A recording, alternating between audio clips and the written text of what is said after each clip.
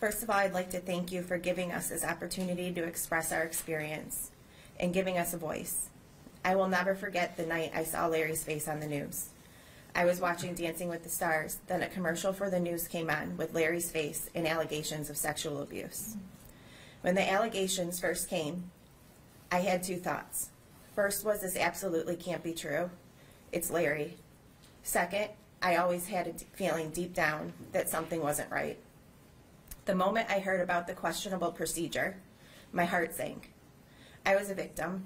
Over the next couple of months after it first came out, realizing that I was a victim of sexual abuse by someone who I trusted is a feeling that is impossible to explain. I started seeing Larry when I was 12 years old for back pain. Being a competitive gymnast, the only doctor to go and see was Larry Nassar. He was who every competitive gymnast hoped to see to help with their injury. You were lucky to have him as your doctor. I walked into his office at Michigan State the first time and saw every one of my idols on the wall, notes and letters framed expressing their gratitude to him and how much they loved him. As a 12-year-old, the last thing I would think is that his way of treatment was anything other than making me feel better to get me back into the gym. I trusted him, and he used that to manipulate me. I will never forget that first appointment and every appointment after. Off and on for 13 years, I saw Larry as my doctor until I had my first surgery 4 years ago. I sent other family members and friends to see him. I often wonder why I continued to go back, but the truth of the matter is that I did trust him. And I truly believed he had my best interest at heart, even though I know how uncomfortable I was at every appointment.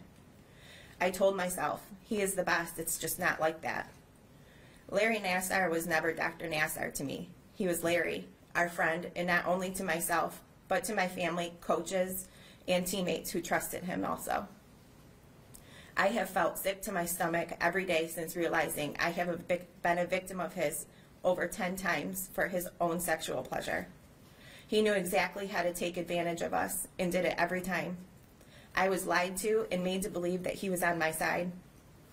For me personally, talking about my feelings is not one of my strong points. I internalize everything, which is why I have so much anxiety. Seeing a therapist and regular visits with my doctor helped me make sense of everything.